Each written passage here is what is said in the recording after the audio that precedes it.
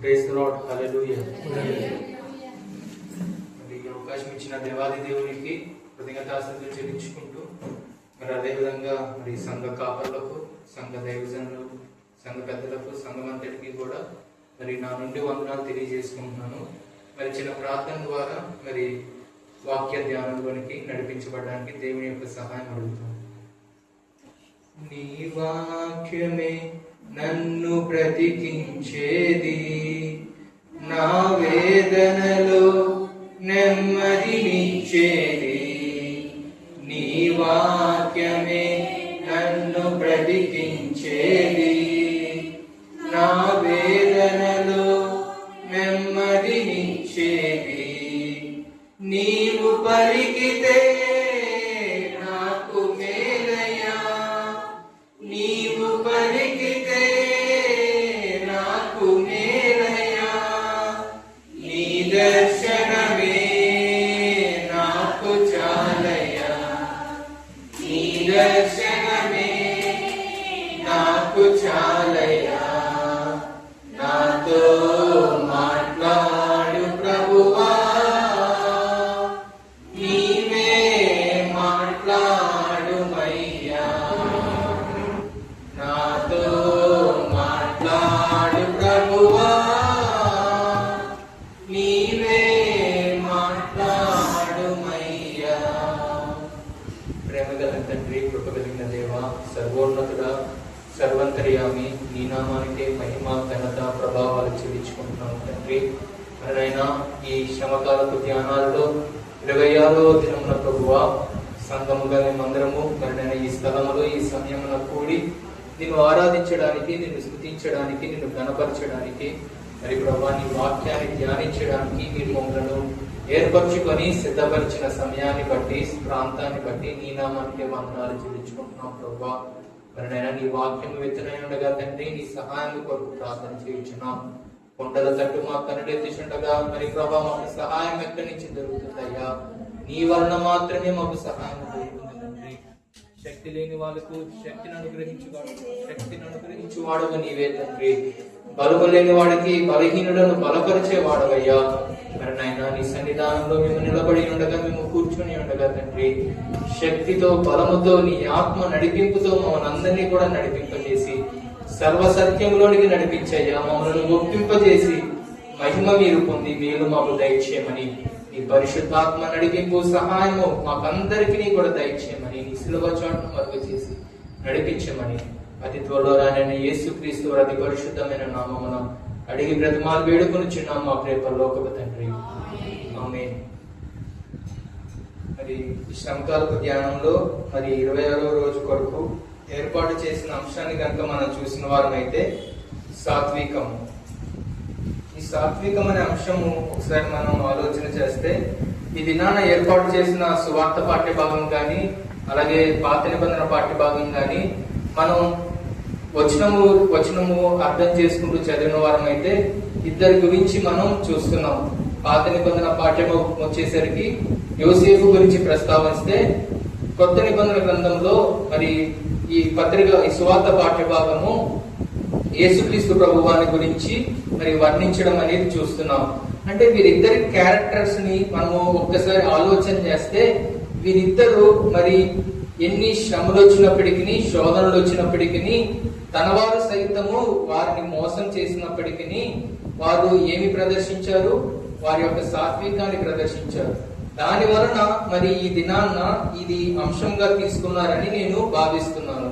మరి ఒక్కసారి ఈ సాత్వికం కలిగిన వారు మరి ఏ విధంగా ప్రవర్తిస్తారు అన్నది మనం ఆలోచన చేస్తే, యేసుక్రీస్తు ప్రభువారు గాని, యోసేపు గాని ఇద్దరి యొక్క క్యారెక్టర్స్ ని మనము డిఫరెన్షియేట్ చేసుకుంటూ, ఇద్దరి యొక్క క్యారెక్టర్స్ ని మనం ఆలోచన చేసుకుంటూ మన వాక్య ధ్యానాన్ని ముందుకు కొనసాగడానికి ప్రయత్నిద్దాం.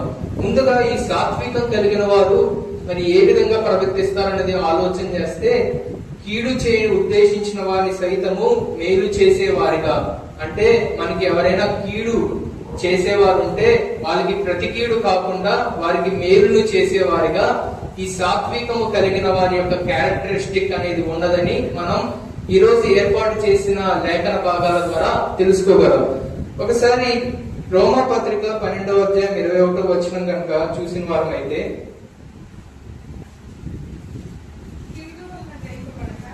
కీడు వలన జయింపబడక మేలు చేత కీడును జయించు. దేని వలన జయించాలండి కీడును? మేలు చేత. ఈ దినాలలో ఒకరు మనకి కీడు చేస్తే మనం ఏం చేస్తామండి? వారికి ప్రతి కీడు చేయాలి, వారిని ఎలా ఒక నాశనం చేయాలని మనం ఆలోచన చేస్తుంటాం. కానీ ఇక్కడ అపోస్తుడైన పౌలు రోమా సంఘానికి చెప్తూ ఏం చెప్తున్నారు?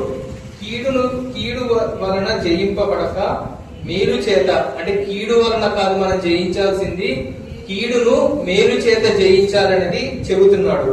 అదే గనక అదే కొటేషన్ ని మనం ఈ రోజు ఏర్పాటు చేసిన సువార్త పాఠ్య భాగంలో 26వ అధ్యాయం, మత్తయి సువార్త 26వ అధ్యాయము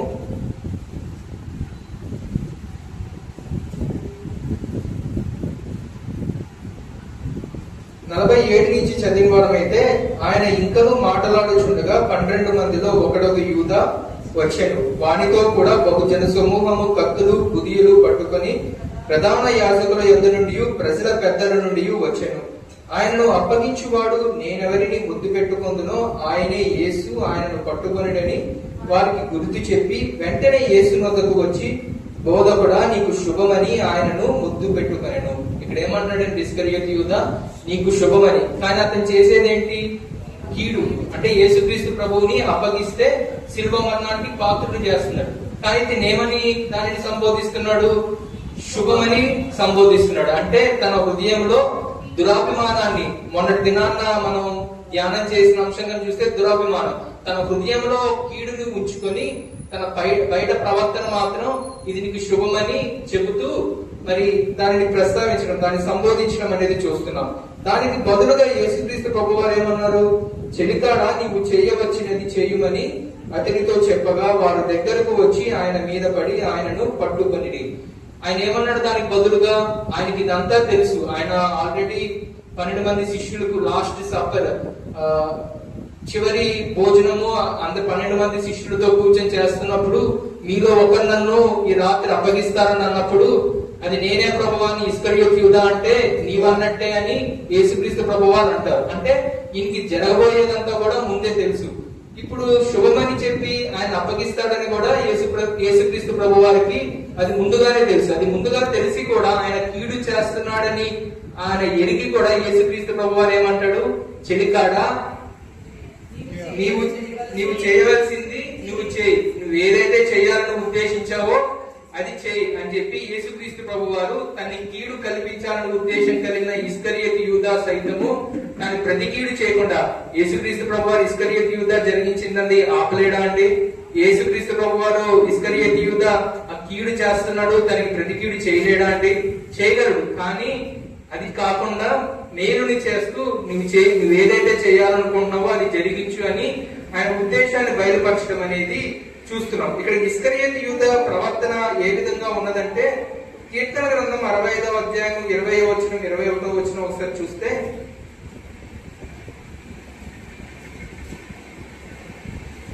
కీర్తన గ్రంథం 65వ అధ్యాయము 20వ వచనం 21వ వచనం,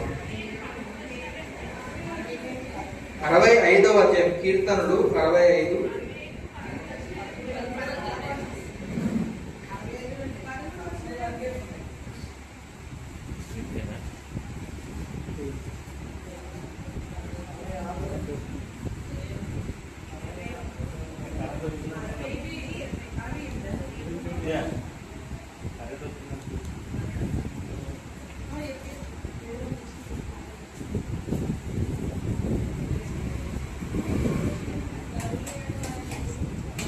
సరే, నేను డిఫరెన్స్ చదువుతానండి. అధ్యాయము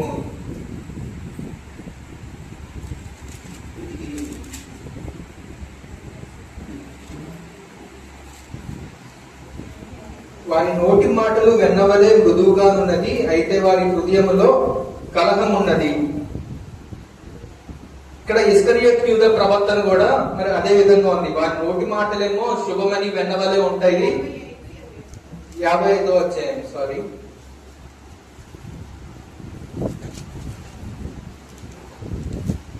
55వ అధ్యాయము 21వ వచనం, వారి నోటి మాటలు వెన్నవలే మృదువుగా ఉన్నవి, అయితే వారి హృదయంలో కలహమున్నది. వారి మాటలు చమురు కంటే నునుపైనవి, అయితే అవి వరదీసిన కత్తులే. అంటే ఇక్కడ ఇస్కరియోతు యూదా ప్రవర్తన కూడా ఈ విధంగానే ఉన్నది. ఆయన నోటి మాటలేమో చాలా మృదువుగా ఇది నీకు శుభము కలిగించేదని చెప్తున్నాడు, కానీ ఆయన హృదయంలో మాత్రం కత్తుల వల్లే కలహం ఉంచుకొని దానిని కీడు చేసే విధంగా మరి ఉన్నదని మరి చూస్తున్నాం. అంటే ఇక్కడ ఇస్కరియోతు యూదా యేసుక్రీస్తు ప్రభువులో వారి శిష్యులలో ఒకడైనప్పటికీ, యేసుక్రీస్తు ప్రభువుతో కలిసి మరి ప్రయాణం చేసినప్పటికీ యేసుక్రీస్తు ప్రభు యొక్క స్వభావాన్ని మరి గైకొనకుండా కీడుకు ప్రతిగా మేలు చేయకుండా మరి కీడుకు ప్రతిగా కీడు చేసేవాడిగా మరి ఇక్కడ ఇస్కరియోతు యూదా ఉండడం అనేది మనం చూస్తున్నాం. ఇదే కనుక మనం ఒకసారి పాత నిబంధన గ్రంథంలో యోసేపు ఒక జీవితం కూడా మనం చూసిన వారం అయితే ఆదికాండం 42వ అధ్యాయం 27వ వచనం. అందుకు యోసేపు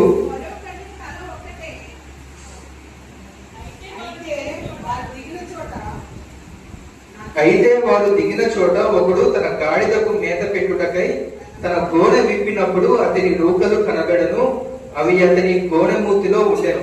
ఇక్కడ దేని గురించి వీళ్ళు ప్రస్తావిస్తున్నారండి? మరి యోసేపు మరి తన అన్నదమ్ములు అప్పుడు ఐగుప్తు దేశంలో గాని కనాన దేశంలో గాని మహాభయంకరము కరువు వచ్చినప్పుడు ఆ కరువులో మరి దేవుడు ఫరో రాజుకి ఇచ్చిన దర్శనము ద్వారా ఆ దర్శనం దాని యొక్క భావము యోసేపు ద్వారా చెప్పించుకొని మరి ఈ దేశంలో ఒక 7 సంవత్సరాలు భయంకరమైన కరువు ఉంటది, ఆ కరువుకు సంబంధించి నీకు దేవుడు దర్శనం ఇచ్చాడు, దానికి సంబంధించి మనం ముందుగానే సంసిద్ధులమై ఉండాలన్నప్పుడు యోసేపుని ఆ రాజు మరి ఐగుప్తు దేశమంతటికి ఆ కరువు కాలంలో మరి ధాన్యము సేద్యపరచడానికి పై అధికారిగా నియమించినప్పుడు మరి ఎవరైతే యోసేపు అన్నదమ్ములు గాని ఎవరైతే ఈ యోసేపును మిద్యానీయులకు అమ్మివేశారో వారు కూడా ఈ భయంకరమైన కరువులో పాలు పంచుకుంటున్న సమయంలో మరి వారికి ఐగుప్తు దేశంలో సమృద్ధిగా ధాన్యం ఉన్నదని తెలుసుకొని మరి యాకోబు ఈ యొక్క వారి కుమారులను ఒక కుమారుని తన దగ్గర ఉంచుకొని మిగిలిన కుమారులను మరి యోసేపు దగ్గరికి, అంటే యోసేపు అని తెలియదు వారికి, ఆ యొక్క ఐగుప్తు ప్రాంతంలోనికి వెళ్ళి మన రూకలకు బదులుగా ధాన్యాన్ని తెమ్మండి. రూకలు అంటే ఆ నాణాలు గాని సిల్వర్ కాయిన్స్ గాని అర్థం వస్తుంది. ఆ రూకలకు బదులుగా వారు ధాన్యాన్ని సేద్యపరిచి మరి మనం ఈ కరువులో ఉన్నాం కదా, ఆ ధాన్యం మనం తెచ్చుకుందామని వారిని పంపించినప్పుడు మరి యోసేపు వీరిని గమనిస్తాడు, వీరందరూ వాళ్ళ అన్నలే అని గమనిస్తాడు, కానీ వీరు యోసేపుని గమనించలేకపోతారు. మరి ఆ సమయంలో మరి యోసేపు వీరన్నదమ్ములే కదా, వీరన్నదమ్ములే ఆ యోసేపుని గొంతులో పడేసి మరి నేను ఒక దినాన మిమ్మల్ని అందరినీ పరిపాలిస్తాను, మీకు పై అధికారిగా ఉంటానంటే యోసేపు అన్నదమ్ములు ఏం చేశారు? వారు చెడు హృదయాన్ని కలిగి ఉండి గొంతులో పడేసి వాళ్ళు చంపేద్దామని చూస్తే దాంట్లో ఒక అన్న ఏమంటాడు, చంపేయడం కాకుండా మిద్యానీయులకు అమ్మేద్దామని చెప్పి ఎన్ని నాణాలకు అమ్మేస్తారండి? 20 తులముల వెండి నాణాలకి, అది మీరు 37వ అధ్యాయం 25వ వచనంలో చూస్తే తెలుస్తుంది. 20 తులముల వెండి నాణాలకి మరి మిద్యానీయులకు యోసేపుని అమ్మేస్తారు. మరి యోసేపుకు ఈ కథ అంతా ఈ యొక్క జరిగిన సంఘటన అంతా కూడా తెలుసు కదా. మరి తన అవసరము వాళ్ళ అవసరము వచ్చేసరికి యోసేపు వాళ్ళ కీడు కల్పించారు కదా అని కీడు చేసేవాడిగా యోసేపు అక్కడ లేడు. అక్కడ యోసేపు ఏం చేస్తాడు? మీరెవరో స్పై క్యాండిడేట్స్ గా ఉన్నారు, మీరెవరో కనాన దేశం నుంచి వచ్చారంటే నేను నమ్మశక్యంగా లేను, మీరు మా దేశంలో ఉన్న రహస్య సమాచారాన్ని తెలుసుకోవడానికి వచ్చారని అనుకుంటున్నాను, కాబట్టి మీరు ఒకరిని ఇక్కడ వచ్చేసి మీరు వారి యొక్క హిస్టరీ అంతా, ఫ్యామిలీ హిస్టరీ అంతా కూడా యోసేపు కనుక్కుంటాడు. మేము ఇలా 12 మంది అన్నదమ్ములము, ఒక తమ్ముడేమో చివరి వాడు చనిపోయాడు, అంటే యోసేపు వారి దృష్టిలో మరి అమ్మివేయబడినా కానీ చనిపోయాడని వారికి చెప్తారు. చనిపోయాడు, ఇంకొక తమ్ముడను మేము మా నాన్న దగ్గర పెట్టేసి వచ్చాము అని వాళ్ళ ఫ్యామిలీ హిస్టరీ అంతా కనుక్కొని నేను మిమ్మల్ని నమ్మాలంటే ఆ విడిచిపెట్టిన తమ్ముడిని కూడా మీరు తీసుకొని రండి అని యోసేపు వారికి చెప్తాడు. అంతవరకు మరి మీలో ఒకరిని ఇక్కడ నేను బంధిస్తాను, మీలో ఒకరిని ఇక్కడ రాజు ఖైదీలో ఉంచుతానని చెప్పి మిగిలిన వారు వెళ్ళి వాళ్ళని తీసుకొస్తేనే మీరు నిజంగా ధాన్యం కొనుగోలు చేయడానికి వచ్చారని నమ్ముతాను అని వారితో చెప్పినప్పుడు మరి యోసేపుకు ఈ స్టోరీ అంతా తెలుసు. అతనికి కీడు కల్పించిన వారే అతని ఎదురుకుండా ఉన్నారు. అతనిని త్రోసివేసిన వారే, అతని తృణీకరించిన వారే, అతనికి కీడు కల్పించిన వారే, అతనిని అమ్మివేసిన వారే తనకి ఎదురుగా ఉన్నప్పటికీ మరి వారికి ధాన్యము ఇచ్చి ఆ రూకలకు బదులుగా ధాన్యాన్ని ఇస్తారు. అంటే వాళ్ళు ఇచ్చిన సిల్వర్ కాయిన్స్ కి బదులుగా ధాన్యాన్ని ఇస్తారు. కానీ ఆ విధంగా చేయకుండా యోసేపు ఏం చేస్తాడంటే ఆ రూకల్ని సహితము వారి ధాన్యపు బస్తాల మూతలలో అమర్చి వారిని తిరిగి పంపించడం అనేది చూస్తున్నాం. ఇప్పుడు మనం చదివిన వచనము ఈ ఆదికాండం 42:27 వచనము ఇప్పుడు చదివితే మనకి బాగా అర్థమవుతుంది. అయితే వారు దిగిన చోట ఒకడు తన గాడిదకు మేత పెట్టుటకై తన గోన విప్పినప్పుడు అతని రూకలు కనబడను, అవి అతని గోన మూతిలో ఉండెను. ఇప్పుడు ఆ రూకెలు కూడా తీసుకోకుండా యోసేపు ఆ రూకల్ని సహితము వారి ధాన్యపు బస్తాలలోనే ఉంచేసి, అంటే వారి దగ్గర నుంచి ఏమి ఆశించకుండా వారు కీడు కల్పించినప్పటికీ ఇప్పుడు అధికారం ఉంది కాబట్టి నేను మీకు ఇవ్వనని చెప్పి ఏదో పంపించేయచ్చు, లేకపోతే ఏదో ఒక అధికార ఒక జులుము అనేది వారి మీద ప్రదర్శించవచ్చు. కానీ అది ప్రదర్శించకుండా దానికి ప్రతిగా దాని నుంచి వారు మేలు చేసిన వాడిగా యోసేపుని మరి ఈ యొక్క పాత నిబంధన గ్రంథంలో మనం చూసిన వారు అవుతున్నాం.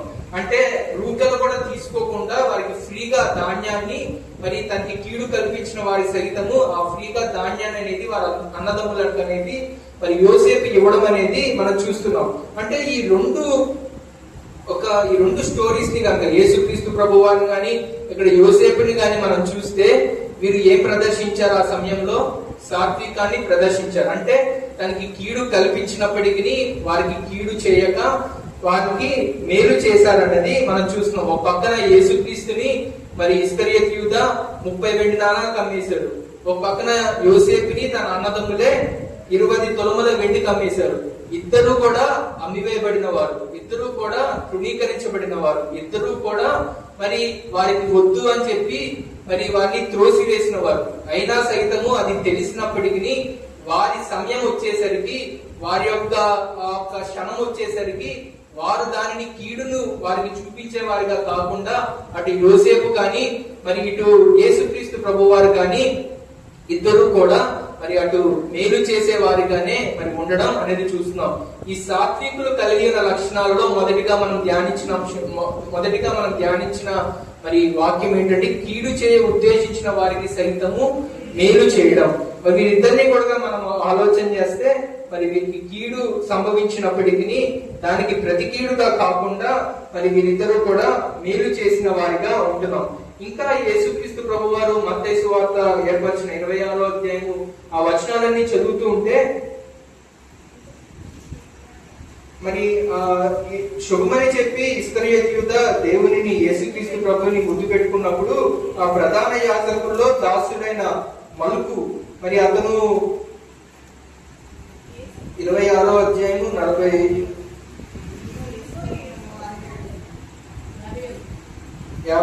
ఇదిగో యేసుతో కూడా ఉన్న వారు ఒకడు చెయ్యి చాచి కత్తి దూసి ప్రధాన యాజకుని దాసుని కొట్టి వాని చెవి తగనరికారు.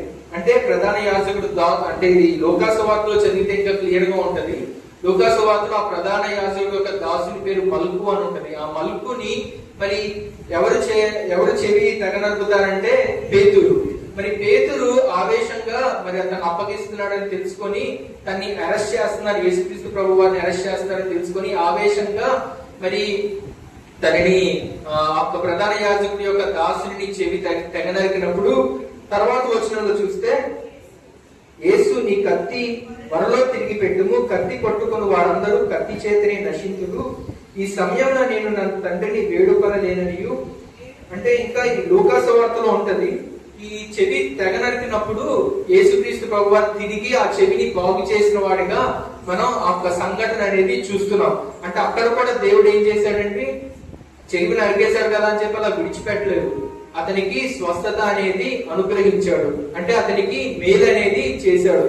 అంటే ఒక పక్కన యేసుక్రీస్తు ప్రభు వారికి ఎన్ని కీడులు సంభవించినను ఈ తనతో పాటు ప్రయాణించిన శిష్యుల ద్వారా గాని ఆ ప్రధాన యాజకుల ద్వారా గాని వారి యొక్క దాసుల ద్వారా గాని ఎన్ని కీడులకు ఆయన లోపరచబడినను ఆయన దానికి ప్రతి కీడు ఎంచుకొనకుండా మేలు చేసేవాడిగా మరి ఇక్కడ యేసుక్రీస్తు ప్రభు వారు ఉన్నారనేది మనం చూస్తున్నాం.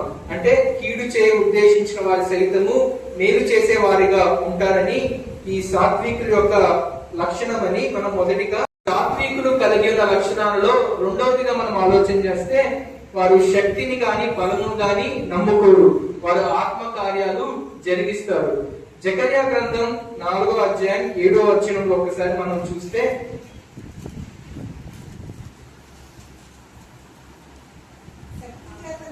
శక్తి చేతనైనను బలము చేతనైనను కాక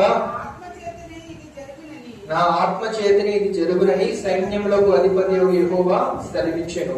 వారు శక్తిని గాని బలమును గాని నమ్ముకునే వారిగా కాకుండా దేవుని యొక్క ఆత్మ నడిపింపు ద్వారా వారి కార్యాలు జరిగిస్తారు అన్నది ఈ సాత్వికుల యొక్క రెండవ లక్షణముగా మనం చూస్తున్నాం. ఈ లక్షణాన్ని మరొకసారి మనం యేసుక్రీస్తు, అంటే మన ధ్యానం అంతా కూడా ఈ దినం ఒక సైడ్ యేసుక్రీస్తు ప్రభువారు, ఇంకొక సైడ్ యోసేపు. వారిలో ఫస్ట్ లక్షణంగా మనం చూసింది కీడును కల్పించినప్పటికీ మేలు చేయడం. రెండవ లక్షణం మనం ఆలోచన చేస్తే వారు వారి శక్తిని గాని బలమును గాని నమ్ముకొనక ఆత్మ కార్యాన్ని నమ్ముకునేవారుగా. అంటే ఇక్కడ మత్తయి సువార్త 26వ అధ్యాయం 53వ వచనం ఒకసారి చూస్తే, ఈ సమయమున నేను నా తండ్రిని వేడుకొనలేననియు వేడుకొనిన ఎడల ఆయన 12 సేనా వ్యూహముల కంటే ఎక్కువ మంది దూతలను ఇప్పుడే నాకు పంపడనియు నీవు అనుకొనుచున్నావా? 12 సేనా వ్యూహములు. ఒక్కొక్క సేన ఎంతమంది అంటే కింద ఫుట్ నోట్ లో ఉంచుకోండి, 6,000 యూదులు అంటే 72,000 సేన. దానికంటే పై అని ఉంది. 12 సేనా వ్యూహముల కంటే ఎక్కువ మంది అంటే 72,000 మంది యోధుల కంటే ఎక్కువ మందిని పంపించగలడు. అంటే ఆయన ఒక శక్తిని చూపిస్తున్నా, అంటే అక్కడ ఆయనకున్న క్యాపబిలిటీని, ఆయనకున్న శక్తిని, అంటే నేను తండ్రిని వేడుకుంటే నేను 72,000 మందిని సేనలను దేవుడు పంపించగలడు, కానీ నేను దాన్ని ఆశ్రయించడం లేదు. ఎందుకంటే తండ్రి చిత్తము ఇది గనక, మరి తండ్రి చిత్తానుసారంగా నడవాలి గనక, తండ్రి ఆజ్ఞను గైకొనాలి గనక, మరి తండ్రి చెప్పిన దానికి లోబడాలి గనక, మరి తండ్రి చెప్పిన దానికే నేను లోబడుతూ నడుచుకుంటున్నాను అని మరి ఇక్కడ దేవుడు చెప్పడం అనేది చూస్తున్నాం.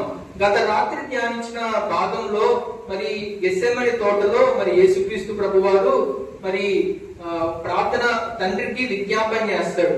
ఈ గిన్నె నా నుండి మరి తొలగించు ప్రభువా, అది నీ చిత్తమైతేనే తొలగించు, లేని ఎడలా నీ చిత్తమే జరిగించు అని ప్రార్థన చేయడం అనేది గత రాత్రి కాలపు ధ్యానంలో మనం చూస్తాం.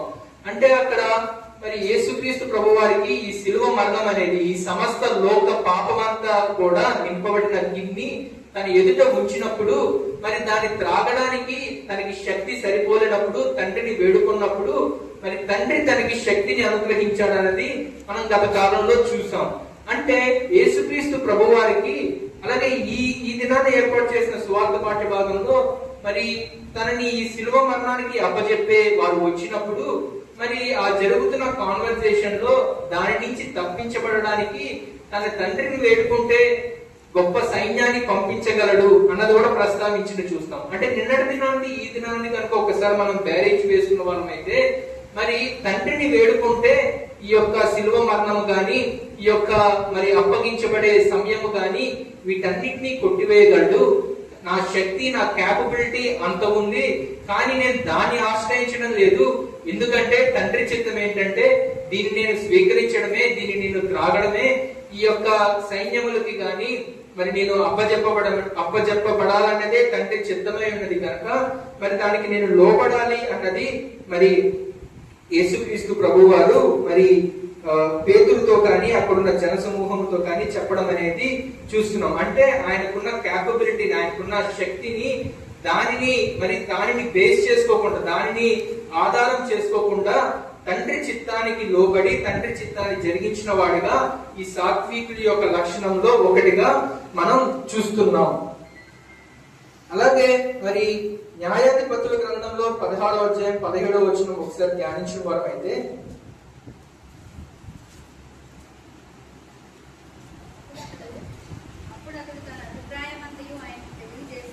అప్పుడు అతడు తన అభిప్రాయం అంతయు అతనికి తెలియజేసి ఆమెకు తెలియజేసి,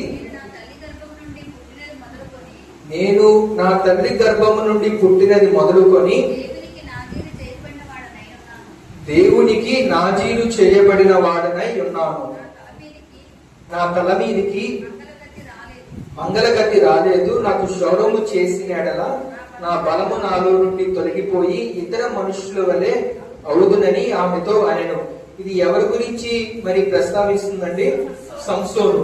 మరి సంసోను అతి బలాఢ్యుడై మరి ఫిలిస్తీన్ల దండును తన దవడ ఎముకతో 1000 మంది ఫిలిస్తీన్ల సహితము హతము చేసేవాడిగా, వారిని నాశనం చేసేవాడిగా, అంత బలము అంత బల శౌర్యాలు కలిగిన వాడిగా ఉన్న సంసోను మరి తన యొక్క శక్తిని ఏ విధంగా చెప్తున్నాడంటే, నేను తల్లి గర్భంలో ఉన్నప్పుడే మరి దేవుడు నన్ను నాజీరు చేయబడిన వాడిగా ఉన్నాడు. నా యొక్క బలమంతా, నా శక్తి అంతా కూడా మరి నా యొక్క జుట్టులోనే, నా యొక్క తలలోనే ఉన్నదని చెప్పుకుంటున్న వాడిగా మనం చూస్తున్నాం. న్యాయాధిపతుల గ్రంథంలోనే 13వ అధ్యాయం 15వ వచనం చూస్తే, అప్పుడు మేము ఒక మేక పిల్లలను సిద్ధపరిచి నీ సన్నిధిని ఉంచు వరకు నీవు ఆగమని చెప్పుకొంచున్నామని చెప్పాను. 5వ వచనం అండి సార్. ఆ స్త్రీ తన పెనిమిటి వద్దకు వచ్చి, దైవజనుడు ఒకడు నీవు గర్భవతి కుమారుని కందువు, అతని తల మీద మంగళ గట్టి వేయకూడదు, ఆ బిడ్డ గర్భంలో పుట్టినది మొదలుకొని దేవునికి నాజీరు చేయబడిన వాడే ఫిలిష్తీయుల చేతిలో నుండి ఇశ్రాయేలును రక్షింప మొదలు పెట్టునని ఆమెతో అనగా. అంటే ఇక్కడ సంసోన్ గురించి చెప్పడం అనేది మనం చూస్తున్నాం. దేవుడు ముందుగానే మరి సంసోన్ యొక్క తల్లితో మరి నీకు పుట్టబోయే బిడ్డ గురించి దర్శన భాగ్యాన్ని ఇచ్చి అతనికి గర్భం నుండే నాజీరు చేయబడిన వాడిగా ఉన్నాడు. అతని మరి ఇశ్రాయేలు జనాంగం అంతటినీ కూడా ఫిలిస్తీన్ల దండు నుంచి రక్షించేవాడిగా మరి ఉన్నాడని బయలుపరిచినప్పుడు మరి సంసోను కూడా ఆ విధంగానే బలశౌర్యుడై ఫిలిస్తీన్ల దండు నుంచి ఇశ్రాయేలు జనాంగాన్ని కాపాడుతూ వస్తుండగా మరి దలేలా అనే స్త్రీతో మరి మోహపడినప్పుడు మరి ఆవిడ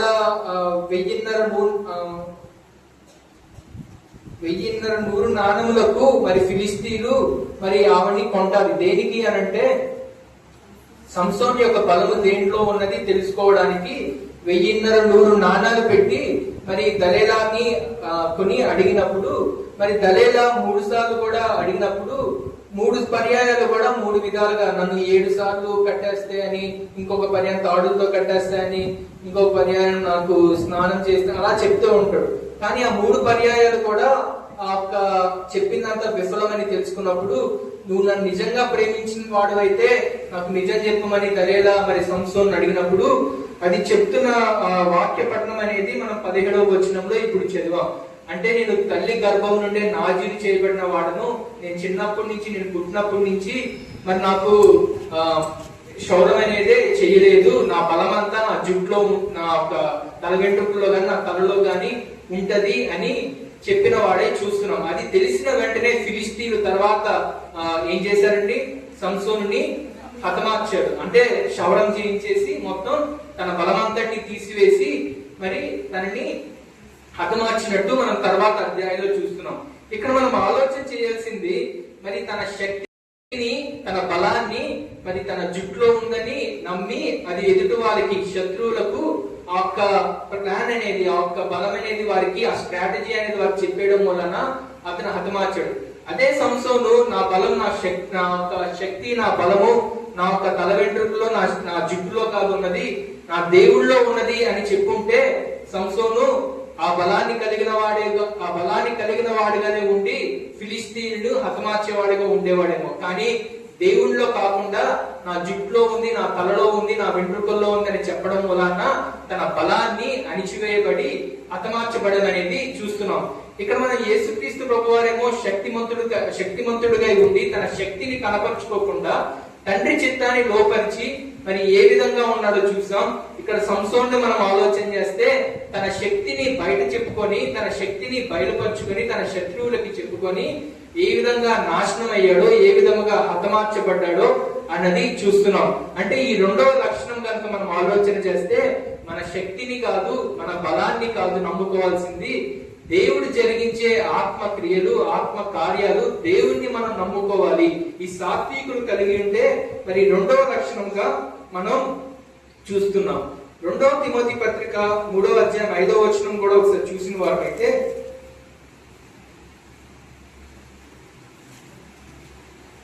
రెండవ తిమోతి పత్రిక 3వ అధ్యాయం 5వ వచనం. పైకి భక్తి గల వారి వలె ఉండియు దాని శక్తిని ఆశ్రయించిన వారునై ఉందురు.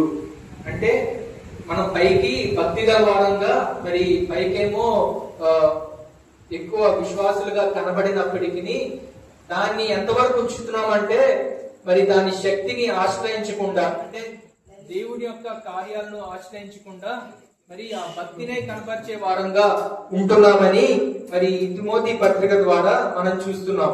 మరి ఇప్పటి వరకు మనం ధ్యానించిన దాంట్లో మరి సాత్వికులు కలిగి ఉండే రెండో లక్షణం ఏంటండి? వారి శక్తిని, వారి బలాన్ని వారు ఆశ్రయించరు. వారి దేవుడును యెహోవా చేయు ఆత్మ కార్యాలను, ఆత్మ క్రియలను వారు ఆశ్రయించే వారిగా ఉంటారన్నది మనం చూస్తున్నాం. ఇప్పటి వరకు మనం మరి సాత్వికులు ఎటువంటి లక్షణాలు కలిగి ఉంటారు అన్న వాటిల్లో 2 లక్షణాల గురించి మనం ధ్యానం చేసాం. ఇప్పుడు 3వ లక్షణం కనుక మనం చూస్తే కీర్తన గ్రంథం 118వ అధ్యాయం 22వ వచనం.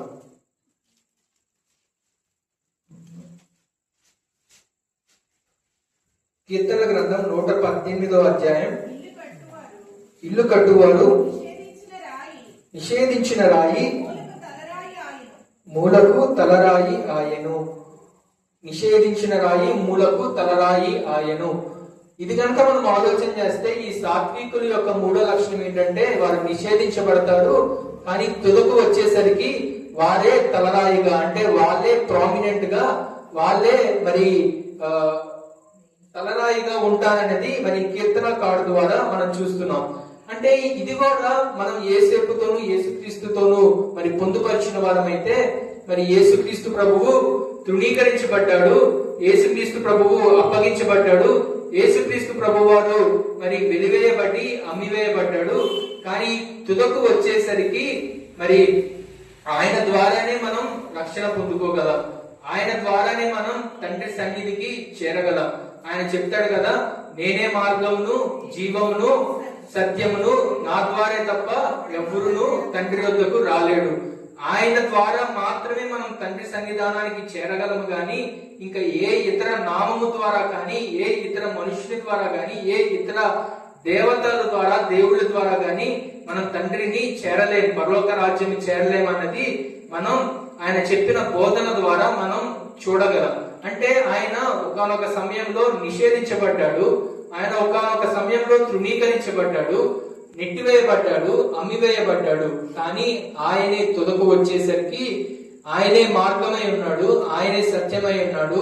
ఆయన ద్వారా తప్ప ఇంకా ఏ ఇతర నామము ద్వారా మనం తండ్రిని చేరుకోలేమన్నది మనం చూస్తున్నాం.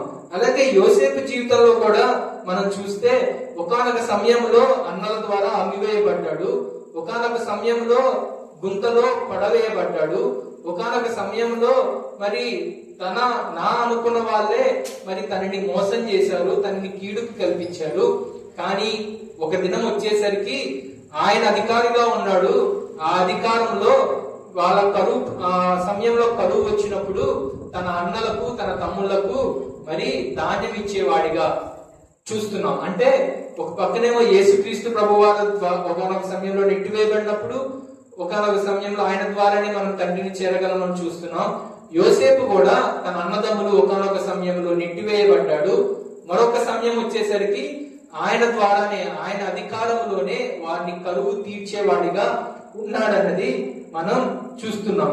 అంటే 3వ లక్షణంగా మన సాత్వికులు కలిగి, మరి సాత్వికులు ఏ లక్షణాన్ని కలిగి ఉంటారు అనేది 3వ అంశంగా మనం చూస్తే, వారు నిషేధించబడతారు కానీ తుదకు వచ్చేసరికి వారే తలరాయిగా, వారే మార్గముగా, వారే ఒక రోల్ మోడల్ గా ఉంటారన్నది మనం ఈ యొక్క యోసేపు కథ ద్వారా గాని, యేసుక్రీస్తు ప్రభు వారి మరి బోధన ద్వారా గాని మనం చూడగలం. మనం ఇంతవరకు మూడు అంశాలను మనం పరిశీలన చేసాం కదా. మొట్టమొదటిగా ఏం చేసాం? కీడును కల్పించే వారి సైతము వారు ప్రతి కీడు కాకుండా మేలును చేసేవారిగా ఉంటారన్నది మొట్టమొదటిగా మనం చూసాం. రెండవదిగా ఏం చూసాం? వారి శక్తిని నమ్ముకోరు, వారి బలమును నమ్ముకోరు, వారు దేవుని ఆత్మ కార్యాన్ని నమ్మి వారి శక్తి, వారి బలము దేవుళ్ళలోనే ఉన్నదని వారు తెలుసుకొని దేవునికి మహిమకరముగా దేవుణ్ణి వారు కనపరిచే వారిగా ఉంటారన్నది రెండవదిగా మనం చూసాం. మూడవదిగా వారు నిషేధించబడతారు, వారు తృణీకరించబడతారు, వారు అమ్మివేయబడతారు. కానీ తుదకు వచ్చేసరికి వారే తలరాయిగా, వారే ఒక రోల్ మోడల్ గా, వారే ఒక మార్గం, ఒక వేగా వారే ఉంటారన్నది మనం చూస్తున్నాం. ఇంతవరకు ఈ మూడు లక్షణాలు అనేది మనం చూసాం కదా. మరి విశ్వాసులము ఆత్మీయులము అనబడుచున్న మనము మరి ఇటువంటి లక్షణాన్ని కలిగి ఉన్నామా? మరి ఇంతవరకు మనం మరి అనేక శ్రమకాలపు ధ్యానాలలో నడిపించబడ్డాం, అనేక శ్రమకాలపు వాక్యాన్ని మనం వింటున్నాం. మరి వింటున్న మనము ఈ లక్షణాన్ని మనం కలిగి ఉన్నామా? మన భక్తిని మరి మనం కాపాడుకుంటూ దేవుని మహిమపరుస్తూ మన యొక్క శక్తి, మన బలము దేవుల్లో ఉన్నదని గ్రహించుకుంటూ మరి దానిని కనపరిచే వారంగా మరి ఉన్నామా లేదా అనేది మనం ఒకసారి ఆలోచన చేసే వారంగా మరి ఉండాలని ఈ దినాన్న ఈ యొక్క అంశం అనేది ఏర్పాటు చేశారనేది మరి మనం చూడగలం. యాకోబు పత్రికలో మరి 1వ అధ్యాయం 21వ వచనంలో చూస్తే, యాకోబు పత్రిక 1వ అధ్యాయం 21వ వచనం,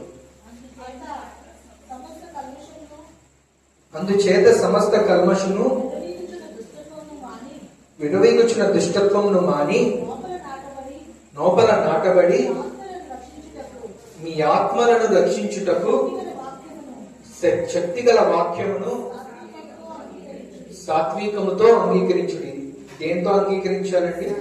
సాత్వికముతో. మన రక్షణ విషయమై మన ఆత్మలను రక్షించుకోవడానికి, విర్రవీగుచున్న దుష్టత్వము నుంచి మనం తప్పించబడడానికి, లోపల నాటబడిన మీ ఆత్మలను రక్షించడానికి, మన ఆత్మలను రక్షించడానికి మనం దేంతో మరి అంగీకరించాలి?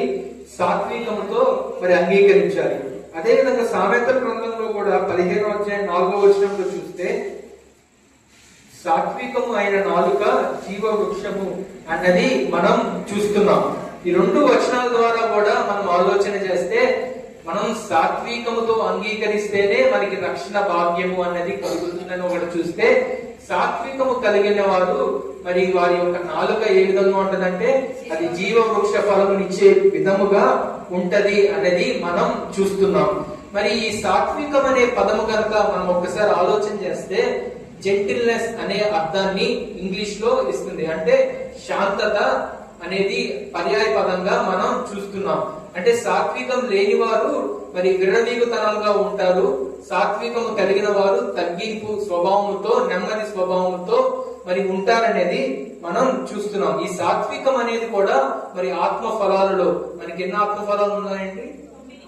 9 ఆత్మ ఫలాల్లో మరి ఒకటైనదిగా ప్రేమ, సంతోషం, సమాధానం, దీర్ఘశాంతం, దయాలత్వం, మంచితనం, విశ్వాసం, ఆశా నిగ్రహం, సాత్వికం అనేది మనం ఆత్మఫలాలలో ఒకటిగా మనం చూస్తున్నాం.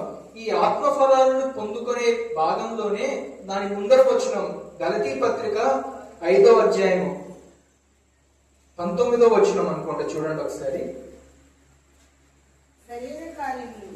శరీర కార్యములు స్పష్టమై ఉన్నవి, అవేమనగా జారత్వము, అపవిత్రత, కామకత్వము, విగ్రహారాధన, అభిచారము, ద్వేషములు, కలహము, మత్సరములు, క్రోధములు, కక్షలు, భేదములు, విమతములు, అసూయలు, మత్తతులు, అల్లరితో కూడిన ఆటపాటలు మొదలైనవి.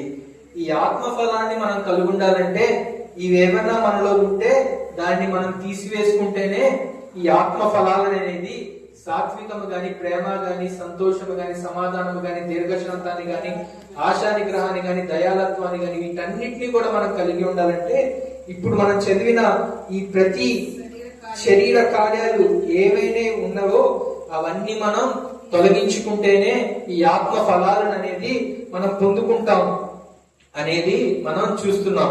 మరి ధన్యతల్లో కూడా సాత్వికులు ఏం స్వతంత్రించుకుంటారనేది రాయబడుతుంది. సాత్వికులైన వారు ధన్యులు, వారు భూలోకములు స్వతంత్రించుకుందరు. ఇటు యేసుక్రీస్తు ప్రభువాన్ని చూసినా, యోసేపుని చూసినా మనకి ఈ దినాన్న అదే కనబడుతుంది. వారు ఒకానొక దినంలో వారు కనబడకపోవచ్చు, ఒకానొక దినంలో వారిద్దరూ కూడా మరి తృణీకరించబడవచ్చు. కానీ ఒక దినం వచ్చేసరికి, ఒక టైం వచ్చేసరికి మరి వారి భూమిని స్వతంత్రించుకొని ఒకరేమో వారి ద్వారానే తండ్రికి వెళ్లేవారుగా, ఒకరేమో తన్ని తృణీకరించిన వారికే సహాయకర్తగా ఉన్నాడనేది మనం చూస్తున్నాం. మరి ఇంతవరకు కూడా ఈ సాత్వికులు కలిగి ఉండే లక్షణాలను చూసాం. మనం ఏ విధంగా మరి సాత్వికాన్ని కలిగి ఉంటే మరి ఆత్మ ఫలాన్ని కానీ జీవవృక్షం కలిగి ఉంటామని, అలాగే శరీర కార్యాన్ని తొలగించుకోవాలని మరి అవన్నీ కూడా ప్రస్తావించాం. చివరిగా మరి మనం ఏ స్థితిలో ఉన్నామన్నది ఆలోచన చేసుకుంటూ మరి ఈ శరీర కార్యాలు ఏమైనా మనలో ఉన్నట్లయితే ఈ శ్రమకాలపు ధ్యానంలోనే దానిని మనం తొలగించుకొని ఆయనకి ఇష్టమైన జనాంగముగా, మరి ఈ మత్తయి సువార్తలోనే కొద్ది ముందు అధ్యాయంలో ఉంటుంది, యేసుక్రీస్తు ప్రభు వారు 2 గుంపులను వ్యత్యాసపరుస్తారు. ఒకరినేమో మేకల గుంపుగా, ఒకరినేమో గొర్రెల గుంపుగా. ఒక గుంపుని ఏమంటారండి, ఆశీర్వదించబడిన వాళ్ళారా అంటారు. మరొక గుంపుని శపించబడిన వాళ్ళారా అంటారు. ఆశీర్వదించబడిన వారి గుంపు ఎందుకు అయ్యారు? వారు ఈ యొక్క ఆత్మఫలాన్ని కలిగి ఉండి మరి ఆకలిగా ఉన్న వారికి ఆకలి తీర్చారు, తప్పికొన్న వారిని తప్పిక తీర్చారు, వస్త్రహీనతలో ఉన్నప్పుడు వారికి వస్త్రాన్ని ఇచ్చారు. ఇవన్నీ మేము ఎప్పుడు చేసాం ప్రభువా అంటే, నీ సహోదరుడు వాడి యొక్క అవసరతలో ఉన్నప్పుడు నువ్వు చేసిందే నాకు చేసింది అని దేవుడు ప్రస్తావించడం మనం చూస్తున్నాం. అంటే మనం ఇక్కడ మన ఒక అంశానికి రిలేటెడ్ గా ఒకసారి ఆలోచన చేస్తే, దేవుడు మరి మన చారిటీ అనేది చేస్తాం. అంటే లేని వారికి అనేది మనం రోడ్ సైడ్ ఏమన్నా బీద కనిపిస్తే వాళ్ళకి వేస్తాం, లేదా ఎవరికైనా ఒక టిఫిన్ పొట్లం ఇవ్వడమో, లేదా ఎవరైనా ఆకలిలో ఉన్నారంటే వారికి ఆకలి తీర్చడమో, దప్పికొన్న వారికి చేస్తాం. కానీ ఇక్కడ దేవుడి ఉద్దేశం ఆశీర్వదించబడిన వాళ్ళారా అనడంలో మరి ఏమై ఉంటది అని కనుక మనం ఆలోచన చేస్తే, మనకి కీడు కల్పించిన వారికి కీడు కాకుండా మేలు చేయాలి. అంటే ఒకానొక స్థితిలో ఒకరి ద్వారా నువ్వు కీడు కల్పించబడ్డావు అంటే, ఒకానొక దినంలో మరి నీకేదో అవసరం ఉండి వారి దగ్గరికి వెళ్ళినప్పుడు వారిని నిన్ను తృణీకరించి ఉండొచ్చు, వారిని నువ్వు చిన్న చూపుగా చూస్తుండొచ్చు, వారు నీకు మరి అవమానపరిచి ఉండొచ్చు. కానీ ఒకానొక సమయం వచ్చేసరికి నిన్ను అవమానించిన వారే, నీకు కీడు చేసిన వారే, నిన్ను తృణీకరించిన వారే వారి అవసరత రీత్యా నీ దగ్గరికి వచ్చినప్పుడు వారి అవసరాన్ని నువ్వు తీర్చే విధముగా ఉంటే దేవుని దృష్టిలో నీవు ఆశీర్వదించబడిన జనాంగంగా ఉంటావన్నది మనం ఆలోచన చేయొచ్చు. అంటే నీకు కీడు కల్పించిన వారిని సైతము నీవు మేలు చేసే విధముగా మరి ఉండాలి. ఉంటే నీవు దేవుని దృష్టిలో ఆశీర్వదించబడిన జనాంగంగా ఉంటావన్నది మనం ఈ రోజు ఏర్పరిచిన అంశం ద్వారా మనం తెలుసుకోగలమని మనం చూస్తున్నాం. కాబట్టి దేవుని దృష్టిలో ఆశీర్వదించబడిన జనాంగముగా పిలువబడే వారముగా మనందరము కూడా మరి ఉండాలని, మన యొక్క శరీర క్రియలన్నీ కూడా ఈ యొక్క శ్రమకాలపు ధ్యానాలలో ఒకటొకటిగా తొలగించుకుంటూ సాత్వికులుగా ఆయన ఆత్మ ఫలాలు కలిగిన వారిగా మనం జీవిస్తూ ఆయనకి ఇష్టపడిన జనాంగంగా ఆయన చేతిలో ఆయన నోటి నుంచి ఆశీర్వదించబడిన జనాంగంగా పిలువబడే వారముగా మనందరము కూడా ఉండాలని, అటు రీతిగా పరిశుద్ధాత్మ దేవుడు తన కృపను సహాయం మనకందరికీ కూడా దయచేయాలని చిన్న ప్రార్థన చేసుకుంటాం. మా మిక్కిలిగా ప్రేమించిన మా ప్రియ పరలోకపు తండ్రి, నిన్న నేడు నిరంతరం ఏకరీతిగా సజీవులుగా నీ కృపలో నీ దయలో అల్పులము దీనులము అయోగ్యులమైన మమ్మలను జ్ఞాపకం చేసుకొని ప్రభువా, ఈ శ్రమకాలపు ధ్యానంలో 26వ రోజున ఈ సాయంకాల సమయమున మేమందరము కూడుకొని నిన్ను ఆరాధించడానికి, నిన్ను స్తుతించడానికి, నిన్ను గణపరచడానికి నీవిచ్చిన ఈ గొప్ప శ్రేష్టమైన భాగ్యాన్ని బట్టి, సమయాన్ని బట్టి నీ నామానికే వందనాలు చెల్లించుకుంటున్నాం. మరి ప్రభా, సాత్వికము అనే అంశము ద్వారా మరి ప్రభా కొద్దిసేపు నీ వాక్యపు సత్యాన్ని మేము గ్రహించి ధ్యానించడానికి నీవు మాకు ఇచ్చిన ఈ భాగ్యానికే నీకే వందనాలు చెల్లించుకుంటున్నాం నాయన. మరి ప్రభా, సాత్వికులు ధన్యులు, వారు భూలోకాన్ని స్వతంత్రించుకుందరు అంటున్నావు ప్రభా.